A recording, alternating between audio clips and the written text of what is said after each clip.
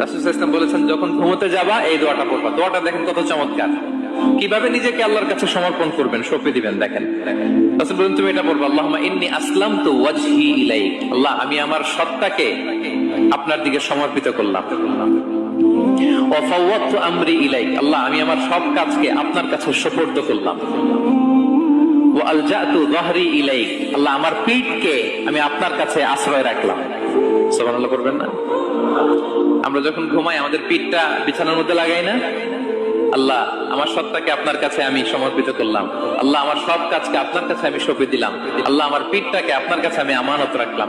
লা মালজা ওয়ালা মানজা মিনকা ইল্লা ইলাইক। আল্লাহ, আপনি ছাড়া আশ্রয় দেওয়ার কেউ নাই।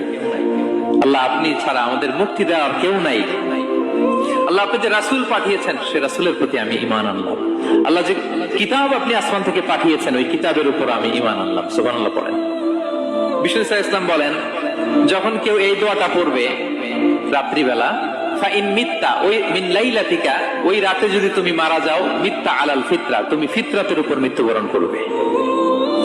ওয়াইন আসবাহতা আসবাহতা ওয়া ক্বাদ আসাবতা খাইরান কাসীরা, আর যদি রাতে মৃত্যু না হয় তুমি বেঁচে যাও, তাহলে ওই দিনে তুমি প্রভূত কল্যাণ লাভ করবে। সুবহানাল্লাহ। তাহলে বলেন, এই দোয়াটা পড়ার দরকার আছে না নাই? এই দোয়াটা যদি কেউ পড়ে, সে মারা গেলে ওই রাতে ফিতরাতের উপর মারা যাবে।